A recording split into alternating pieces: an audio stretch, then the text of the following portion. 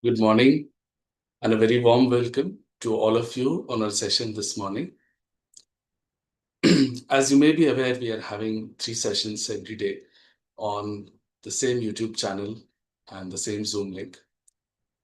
And these sessions are one in the morning at 8 a.m., one in the afternoon at 4:15 p.m., and the third one in the evening at 7:45 p.m. All these sessions are for introducing new seekers to Sahaja Yoga to give some basic introduction about what it is, how to benefit from it, and how is it different from others. And of course, we go for the self-realization experience during these sessions. Apart from these, we have one more session daily at 5:30 p.m. every day for seekers who have now understood the basics and want to go into deeper meditation. And that is, again, a large collective attending that session every day. So, what we'll do in the next less than 1 hour is briefly just talk about what is Sahaja. And we'll understand our internal subtle system a little bit. There are many questions like, why should we do it? How is it different? And what to expect? These are some of the things that we'll try to answer for you. And of course, we'll go for the most important thing, meditation session, where we will attempt the self-realization here, now and here. At the end, if you want to speak with us or have any questions, you can drop them in the YouTube chat and or join the Zoom link. We'll try to answer them. So now let's start the session today. Just one more tidbit is that today's session is in English. All other sessions are in Hindi. One session on Saturday morning is in Marathi.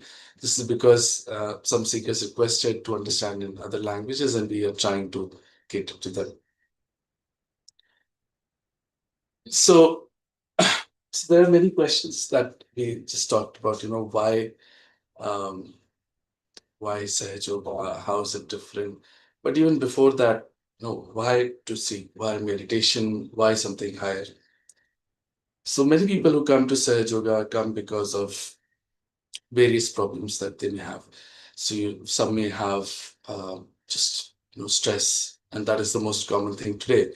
People are stressed out for n number of reasons. So it could be family problems, it could be even money problems, it could be career related, it could be anything else outside world that we can think of. Some people come to Sahaj Yoga for some physical problems as well, and there are people who have benefited a lot through Sahaj Yoga, and there are various other things that drive people to come to Sahaj Yoga or other forms out there, because we are surrounded by so much and there are troubles all around and we do not get the answers. So we try searching for something higher. That's how people today are looking for spiritual self, something higher, and self realization, and going to gurus and masters and organizations who are having so many forms of meditation or other things that give you some relief from all of this. There is a category of people, though, who are not searching because of solutions to something. These are people who have come to the conclusion that there is something higher that we need to get to. And that is the sole goal of our life. Everything is fine. All of us drives it towards the God, towards the power that we have to achieve. But let's just think about it a little bit that why are we here? What is the goal of our life? What should we achieve? And what is this life for really?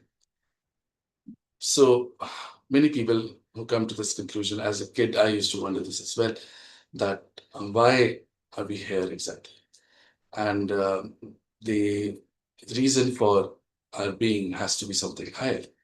So is it that we study, go to colleges and get good jobs and then have a life and kids and family and then have houses or assets and then just do everything you can for your children and then just die? Is that the goal of our life?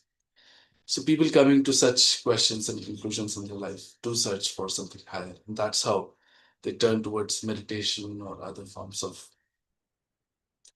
researching that is coming.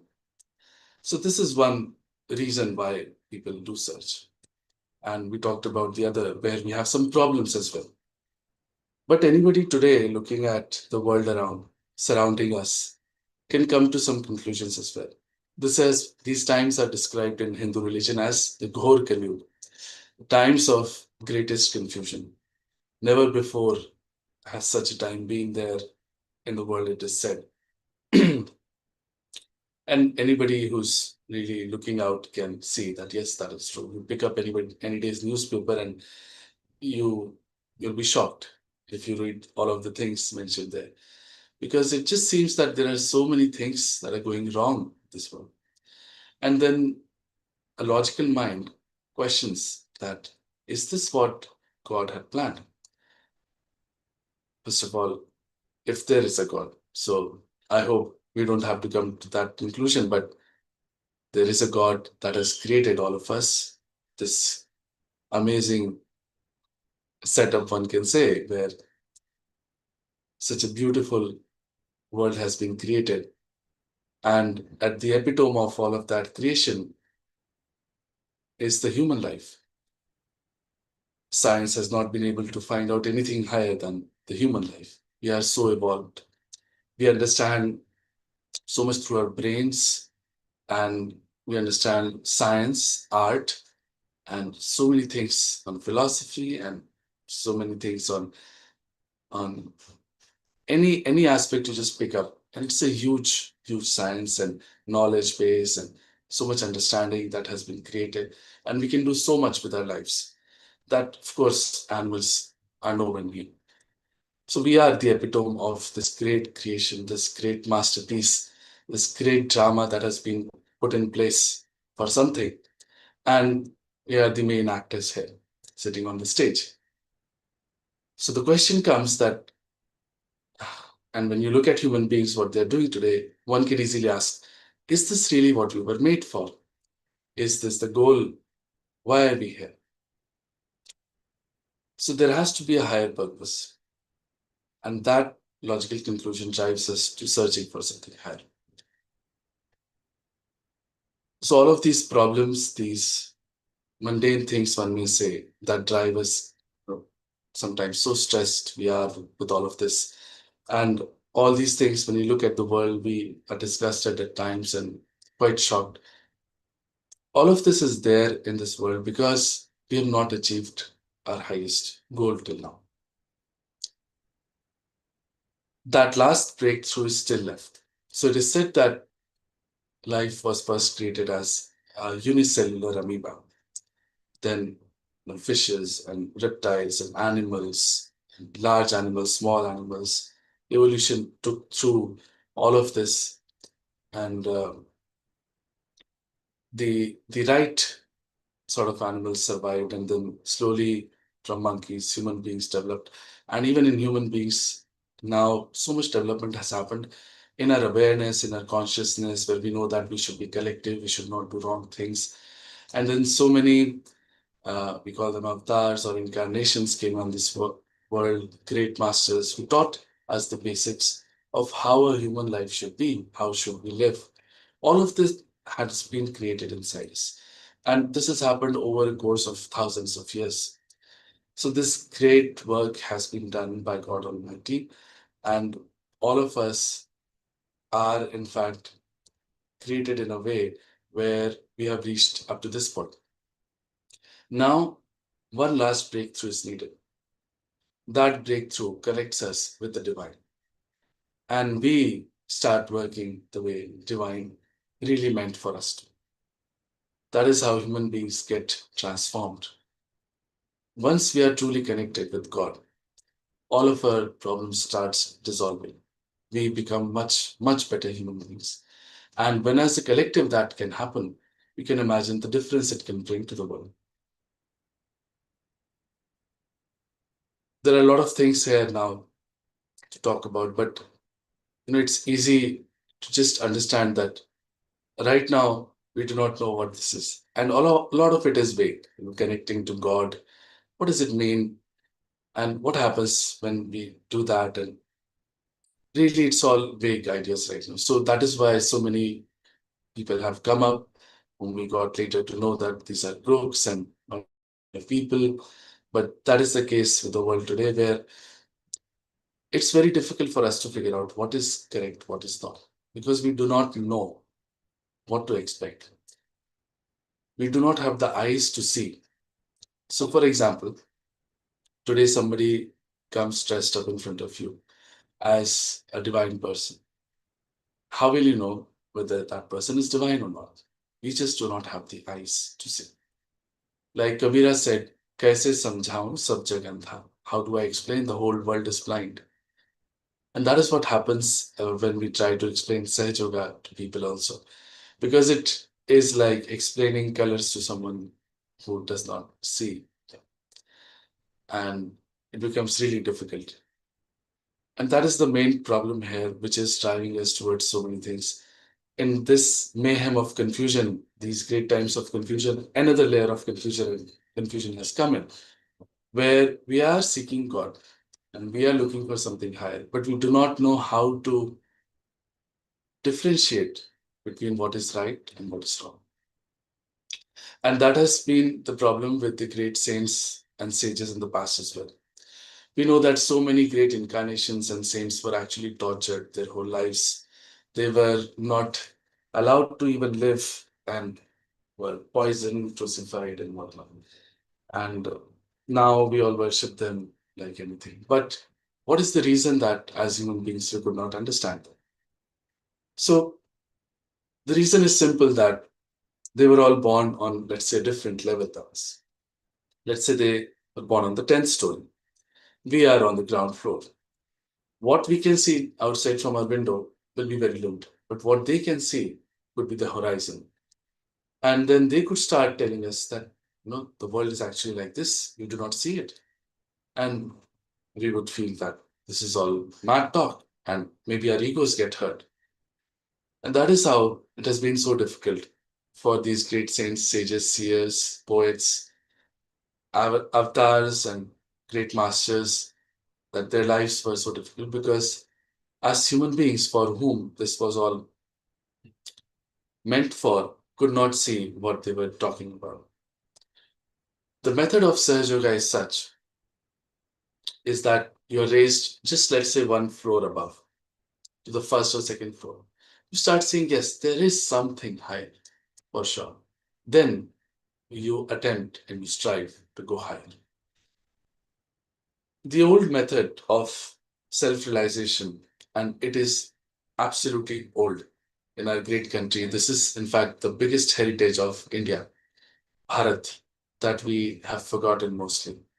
But Atma Sakshatkar, Kundalini Jagran has been there, has been practiced for thousands of years, where one guru would choose one shishya, one disciple out of many, out of hundreds.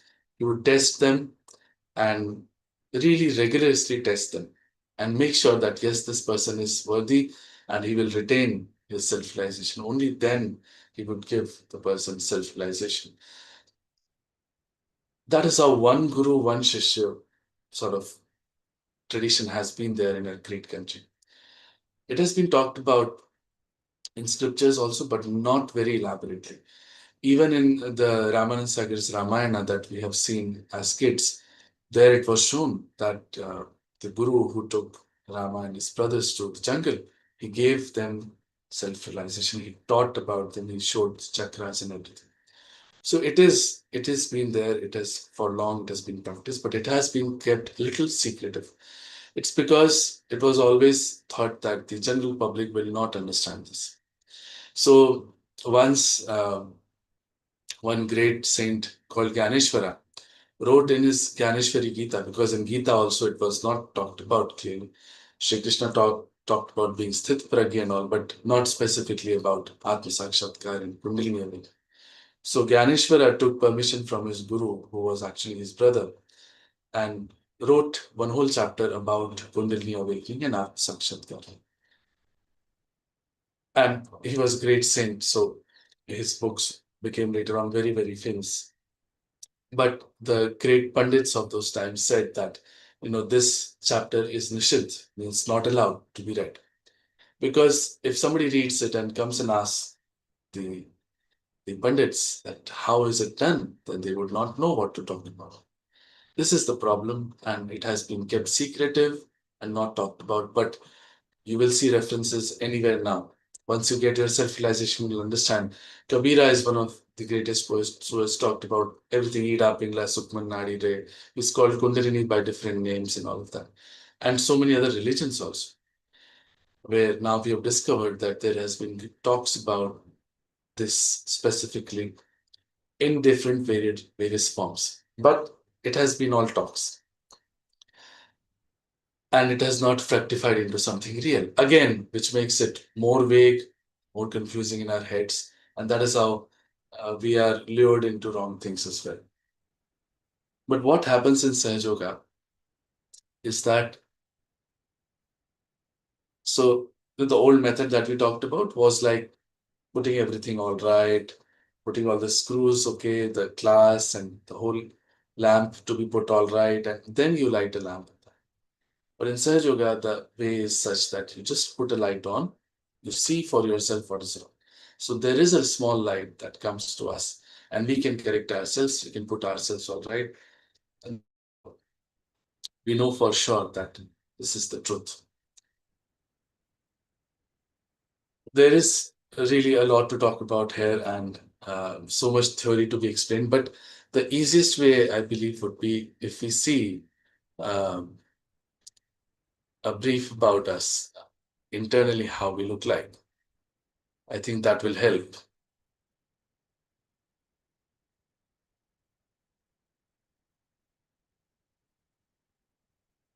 So when we were in our mother's womb, the power that created us entered through the top of our fontanelle bone area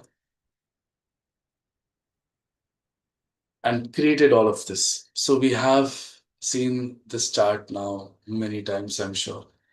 And this has become quite prevalent. People are talking about chakras and nadis and even Kundalini Shakti, and how to correct chakras, and all of that has sort of come up a little bit.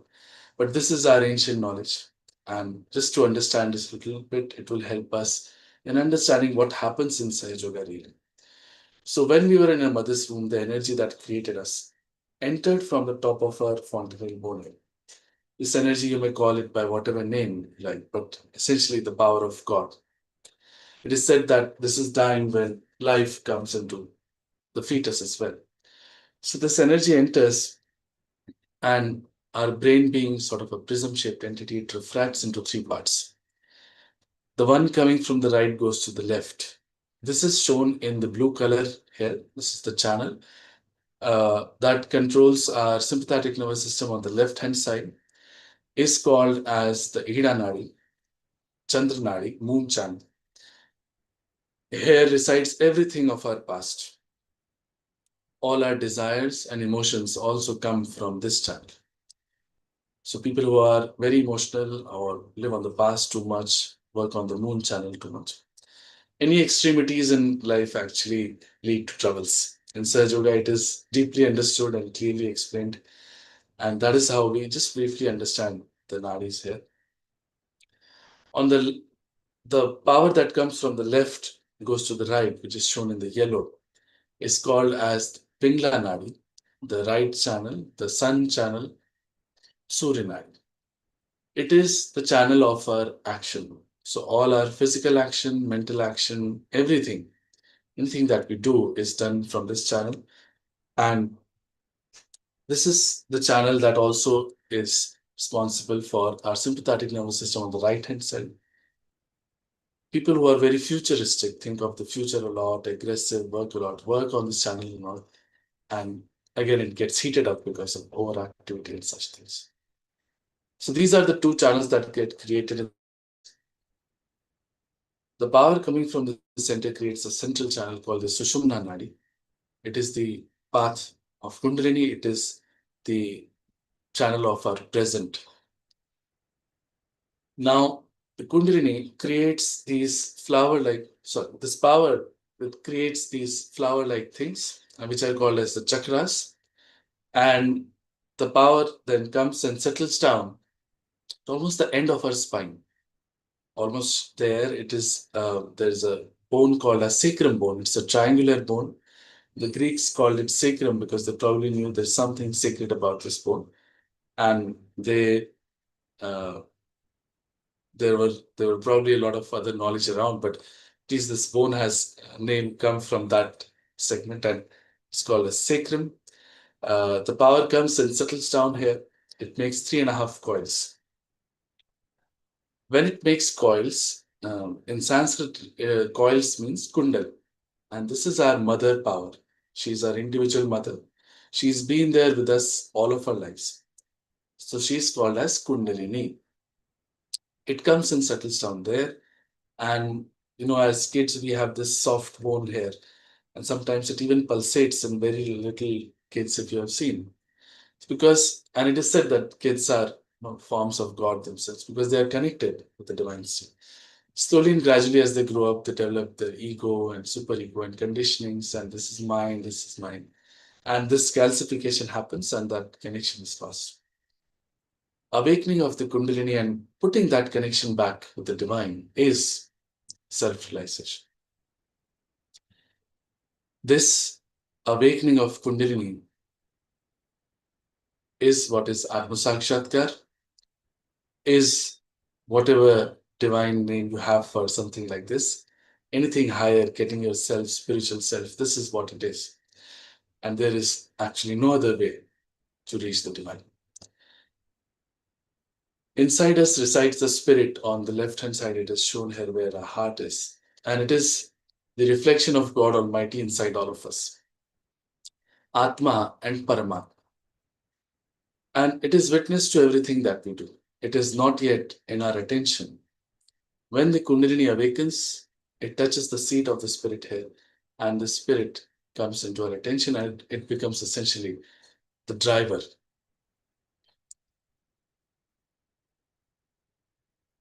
So, what happens now when this piercing happens of the last chakra? We know that God is all pervading. We say that there is God's power everywhere. In Hindu religion, we are taught that kan kan mein Bhagwan. That means in every molecule and atom there is God. So we have never felt him, but we have never known him for sure. We know in our consciousness or in our minds, yes, there is God, but not really felt. For the first time, we feel that power because it starts flowing through us. Get connected, it starts flowing through us, and the end points of our nervous system, because these chakras and nadis manifest in the gross as a nervous system, plexuses, and the crossing points of channels at these places. And at the end of this whole nervous system is our palms, fingers, etc. So you feel the chakras here. There are 1, 2, 3, 4, 5, 6, and 7 on both sides because channels also guide the chakras. Chakras are divided into 3 parts, in fact, left, right, and center. So we feel what is wrong with chakra. For the first time, you know for yourself what is the problem with you.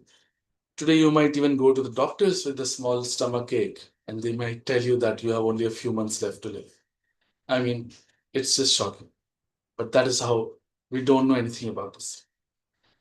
But let's say you might get a very strong burning in one chakra during that meditation that we'll just do right now.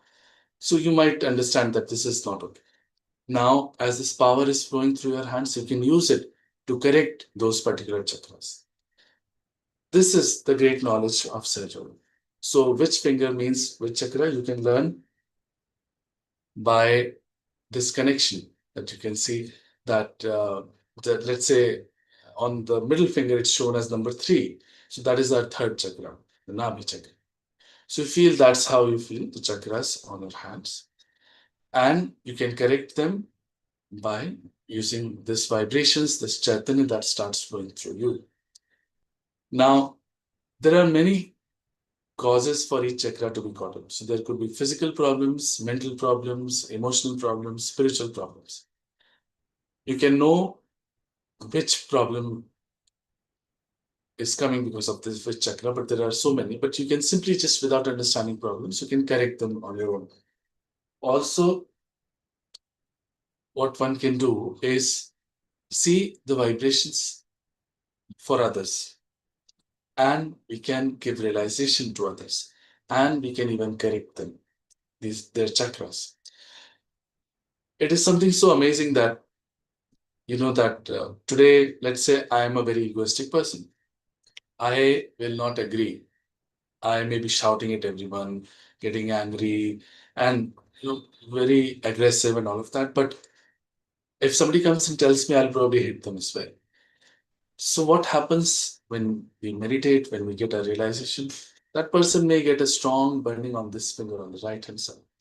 And they'll come and ask, why does this happen, sir? They'll be told because this is this chakra getting caught. And all this knowledge is again freely available everywhere in Sahaja Yoga. So that how then he'll ask, why does this chakra get caught? Then you can tell them that probably because it gets caught up because of ego and anger and all of that. So that person knows for himself. But he cannot correct himself again. It's the Kundalini that does it. Slowly and gradually, it acts on all of these chakras and it corrects us, puts us right, and puts us into balance. All of these great things start happening within us, and slowly and gradually, our problems that we talked about, initially, of family troubles or physical troubles or monetary troubles or just stress and so many other things, they all slowly, gradually wane away, and we get a very beautiful, peaceful life.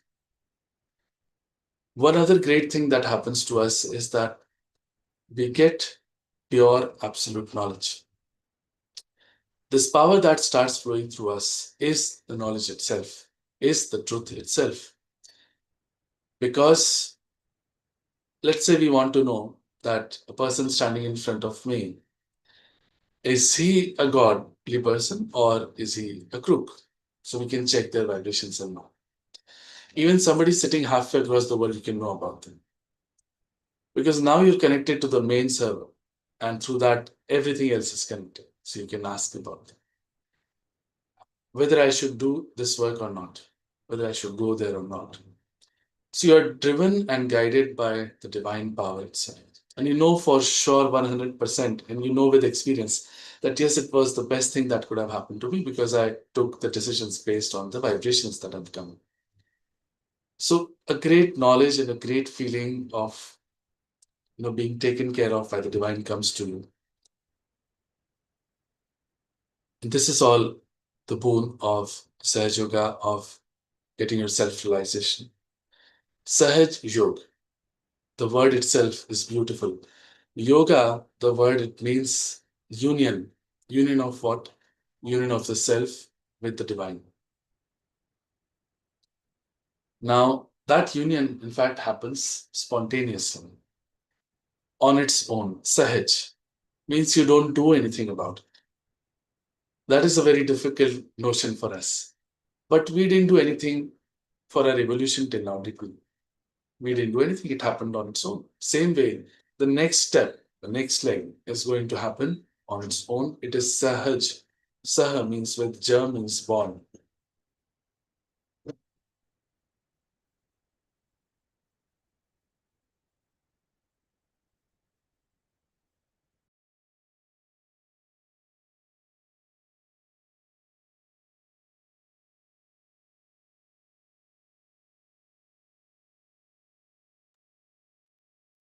So it is something so innately built in with us that it is spontaneous. Like every living thing, every living process happens spontaneously. The sprouting of a seed, flower becoming a fruit, our breathing, we don't do anything for it. Everything that is a living process is, in fact, a spontaneous process. That is how this great awakening inside us is also going to be a spontaneous process. Which is why Shree Mataji Nirmala Devi, whose photograph you can see right behind me, named it Sahaj Yoga. So when we come to the conclusion that you cannot do anything about it, there are still some steps to be done, which help us bring ourselves into balance, and then the spontaneous breakthrough happens. So there are a few steps that you can just see right now and do along with me. Later on, we'll do them with our eyes closed in meditation. So first of all, if you're sitting on the ground, you can sit cross-legged as it is shown here, and we'll keep both the hands open in our lap very easily, very spontaneously again. But you do not have to sit very straight or slouching, just in between. If you're sitting on a sofa or a chair, put both of your feet apart as it is shown here. That is important.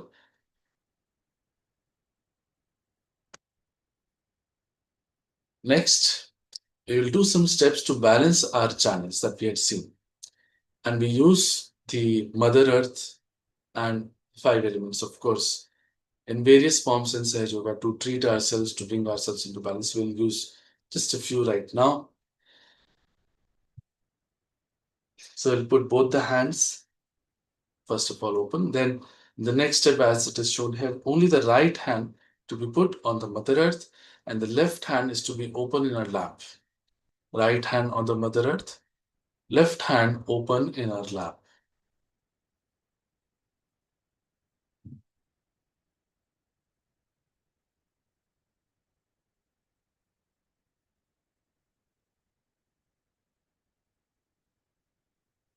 So the step afterwards would be right hand comes into a lap, left hand goes like this towards the sky, bent from the elbow. Right hand in our lap, left hand bent from the elbow towards the sky. Next, we'll put both the hands towards the earth, Mother Earth, on the Mother Earth. If you're sitting on the sofa or chair, just put them towards the Mother Earth. So these are the steps to balance ourselves. Now, just a few steps to help some of our chakras. So we'll put the right hand on our heart and press it here, and the left hand would be open in our lap. Left hand open in our lap, right hand on our heart. We'll press here.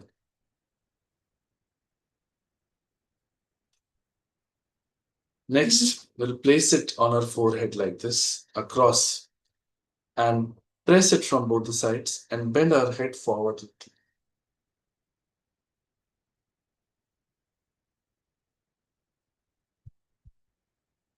Again, the right hand then comes at the top of our head. We'll push back our fingers completely, press the center of our palm at the top of our head, and while pressing, we'll move the hand in a clockwise direction.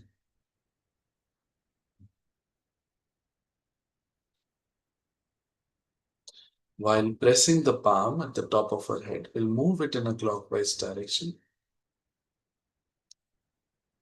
Later on, we'll see the vibrations coming from our head, touching our palm. From both the hands, we'll see. And then in the last step, we'll put both the hands completely up towards the sky and head pushed back. So these are all the steps that we have to do.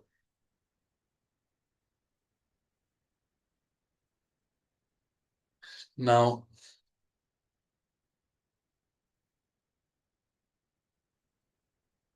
it is a question that may pop into our heads that, is this enough?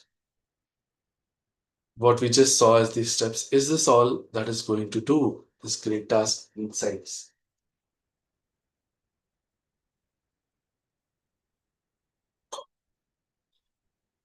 The answer to that is not enough. Once great King Shivaji Maharaj asked his guru, who was a great realized soul, Ramdas Swami, how long does it want to get their self-realization? The guru answered by saying that, "O great king, the time it takes you to put one foot from one side of the horse to the other side." So the king was obviously very fast in doing all of this. So what the um, guru meant was, he said, "Tat shan," means that very second.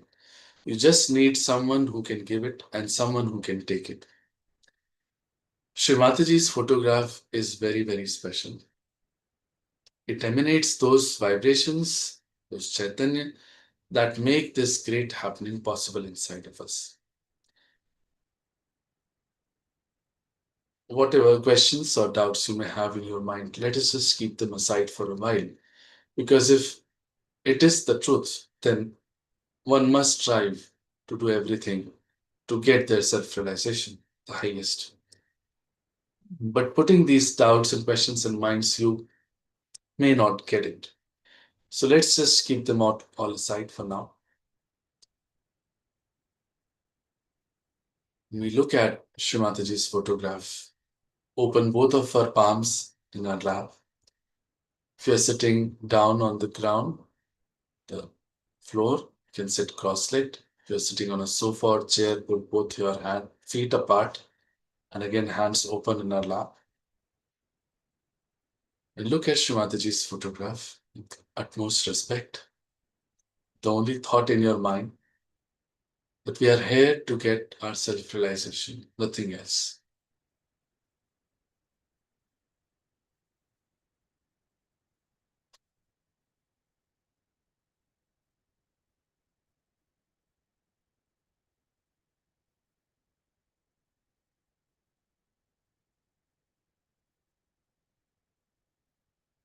Slowly we will close our eyes now and bring our attention inside. See if we are able to do that right now. And just see what is happening inside of us.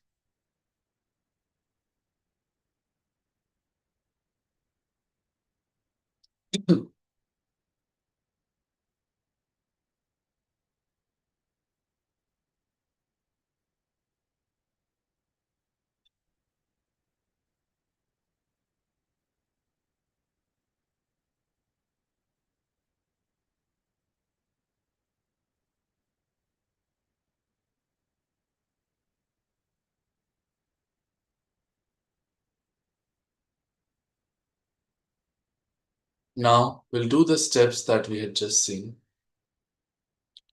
We will put our right hand on the Mother Earth. Keep the left hand open in our lap as is shown here. Right hand on the Mother Earth, left hand open in our lap.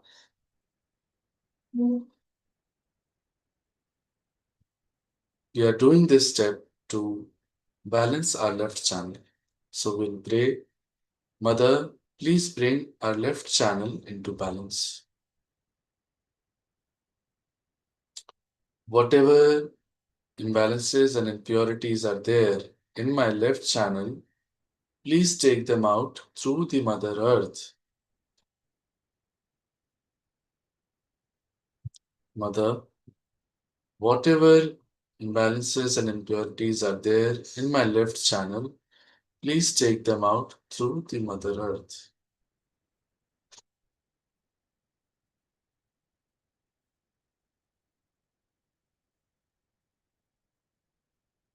Just see what happens on our left palm. Is there any movement?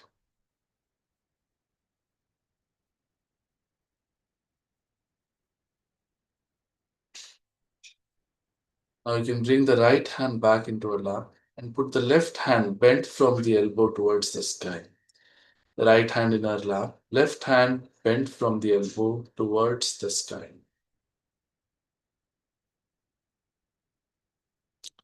This we are doing to balance our right channel. So we'll pray, Mother, please bring my right channel into balance. Mother, whatever imbalances and impurities are there in my right channel, please take them out through the ether element. We can bring our attention to both of our palms and just see what is happening there right now.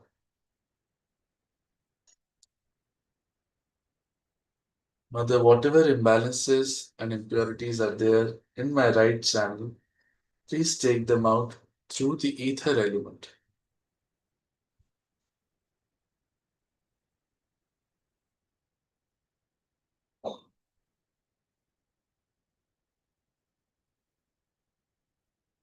Now we shall place both of our palms on the Mother Earth.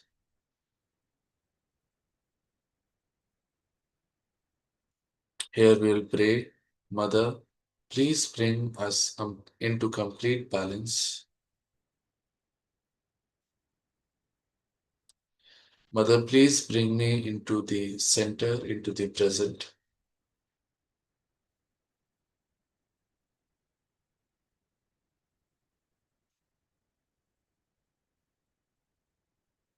We cannot ascend without balance. So we'll pray, Mother, whatever imbalances are still left in my left and right channel, please take them out through the Mother Earth. Mother, whatever imbalances are still left in my left and right channels, please take them out through the Mother Earth.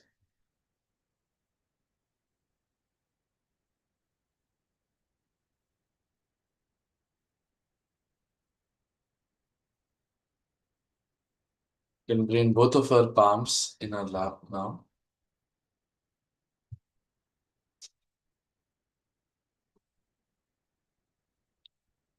Now, in the next steps, we'll keep our left hand open in our lap and only use the right hand.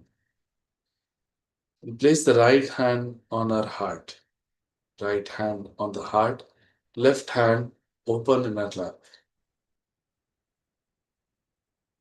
We'll press the right hand so that we feel our heartbeat here. This is the place of the spirit inside all of us. Spirit, that is the reflection of God Almighty inside us. And that is truly the only eternal thing. The rest all is in fact fleeting, momentary. So this mind, these thoughts, this body, this personality, whatever we think of ourselves, all of that is in fact not the reality. The truth is, we are the pure spirit. So here we have to say this great truth with full confidence. Mother, I am the pure spirit. Mother, I am the pure spirit. Say that, Mother, I am nothing else but the pure spirit.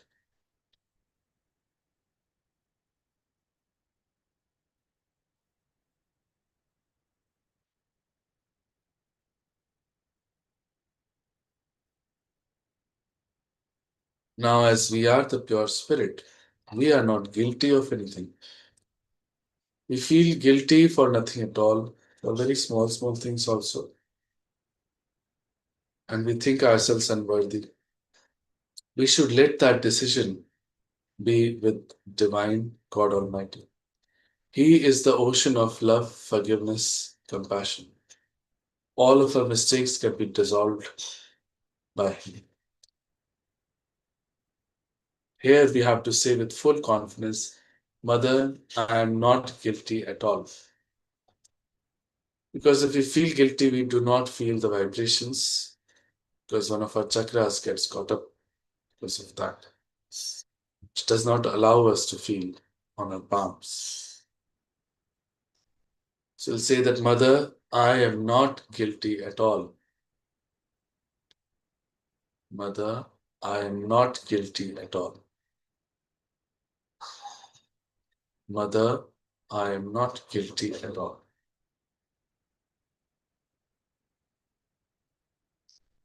Now we'll raise this right hand to our forehead and press it across from both sides, like we would in a headache. Right hand on our forehead, pressed from both sides, and bend our head forward. Here we have to forgive everyone.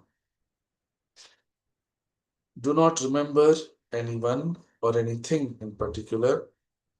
Just forgive everyone. Because if we don't forgive, we don't do anything. Just play into the hands of people who may have done us wrong. So we forgive and we say that, Mother, I forgive everyone. Mother, I forgive everyone.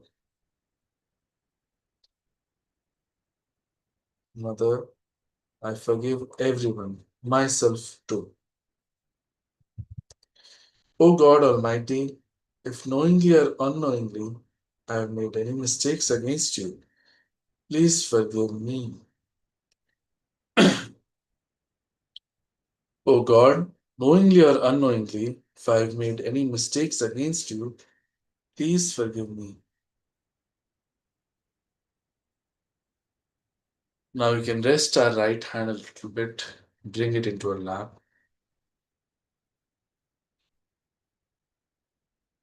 Once again, raise the right hand and place it at the top of our head. We have to keep our eyes closed throughout the process. Bring our right hand at the top of our head. Push back our fingers, and at the center of our palm, we have to press here. Press the palm on the fontanelle bone area and move it in a clockwise direction while pressing slowly. We keep doing this for a while and we'll bend our head forward. Here, we have to ask for our self realization. Without us asking for it, we cannot get it. So, with all humility and all respect, we have to say, Mother, please give me my self realization. Mother, please grant me my self realization. Mother, may I please have my self realization? And keep moving the hand.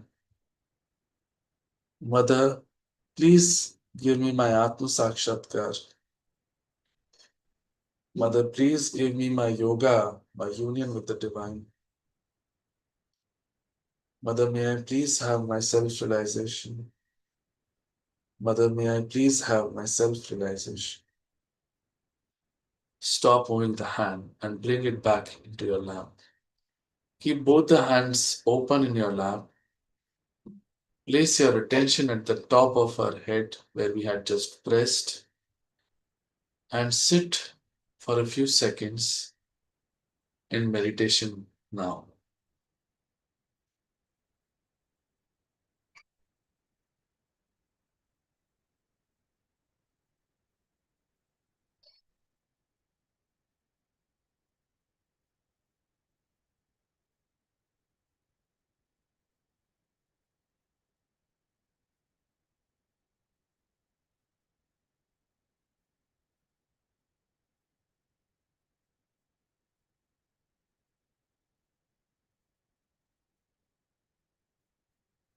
We'll now bring our attention to both of our palms.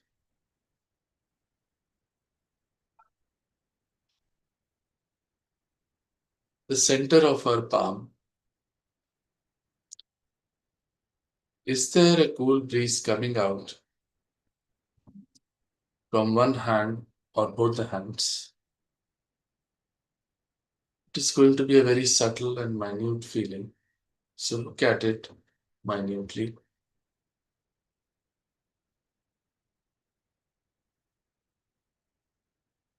There could also be hot heat coming out of our hands. You just have to watch and see.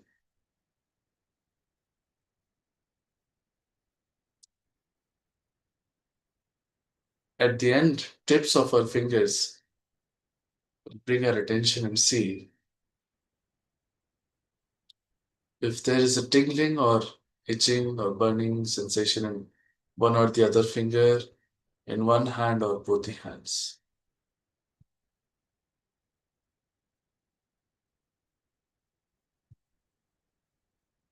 These are our chakras that are being worked upon by the Kundalini because the work has started inside.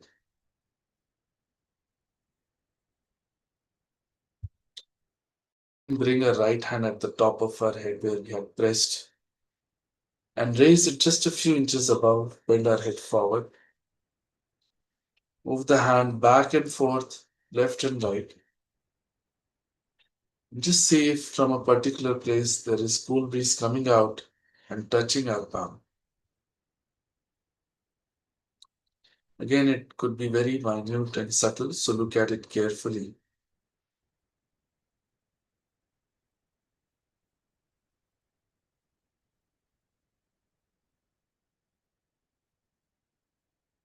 Could be cold or hot. Just see. This is the power of divinity flowing through us now. Bring your right hand back into your lap and see the same thing from the left hand. So the left palm just a few inches above the fontanelle bone area. Move the hand back and forth, left and right. See from a particular place you have hot or cold, just coming out and touching your palm.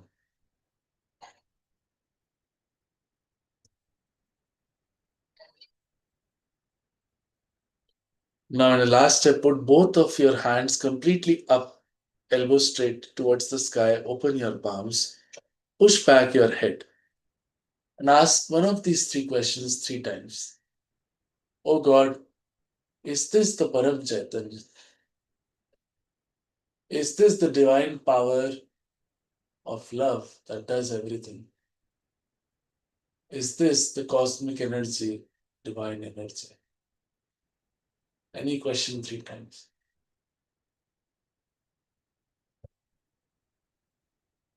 Bring your hands back into your lap. In answer to those questions, the vibrations would have improved. Place your attention once again at the top of your head, and for a few seconds, again, we'll sit in meditation.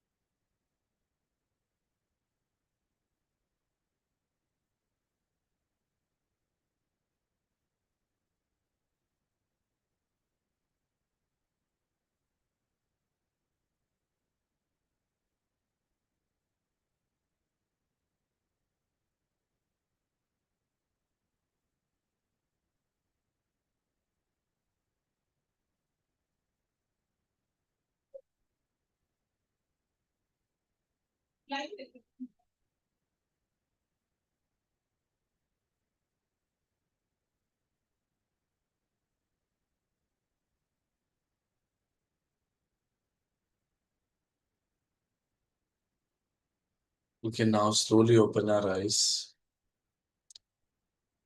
and look at Shree Mataji's photograph.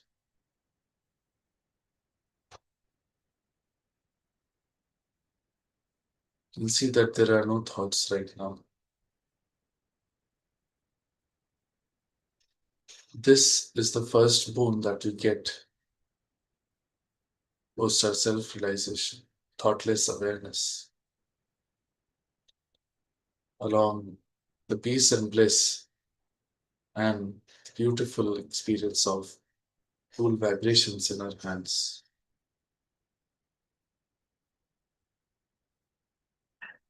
We bring both our hands together in a namaskar and thank Sri Mataji and our mother Kundalini inside for this blissful experience.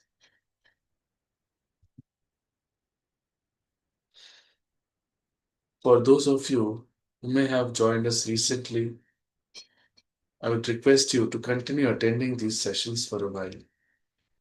as it may take some time to establish the understanding of this experience and Sahaja Yoga. There are many things that may not have become clear today, or even the experience may not be established as of now.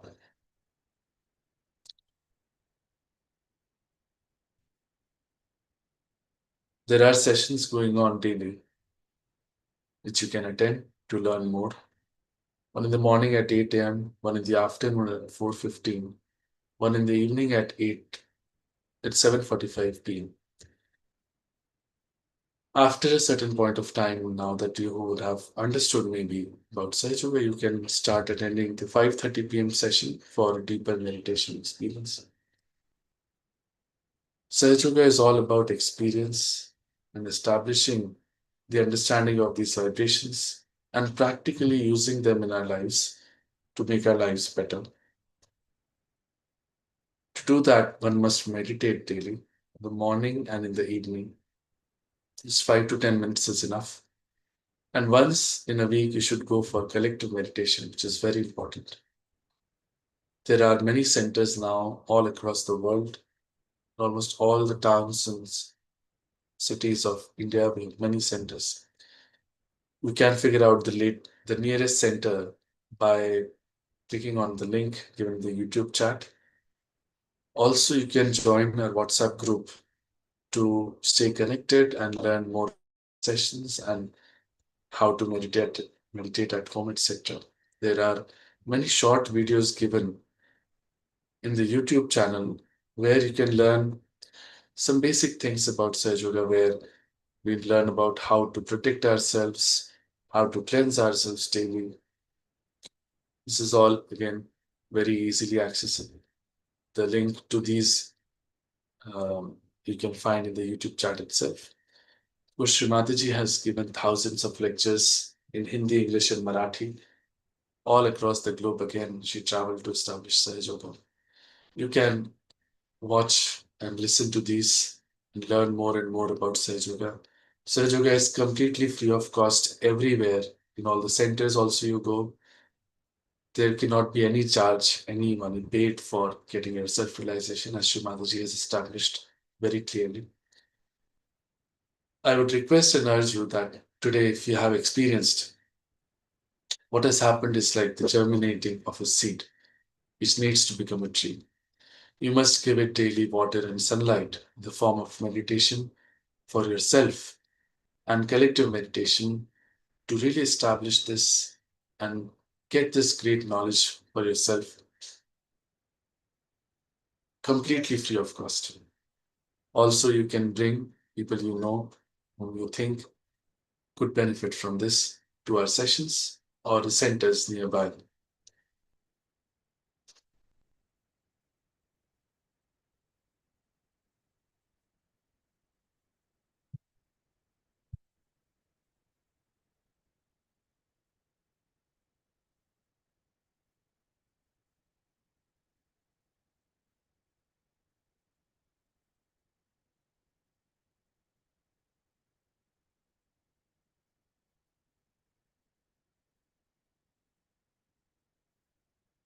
There are no questions today. We will end the session here. Thank you everyone for joining. Thank you, Shree Mataji, for this blissful experience. Jai Shri Mataji.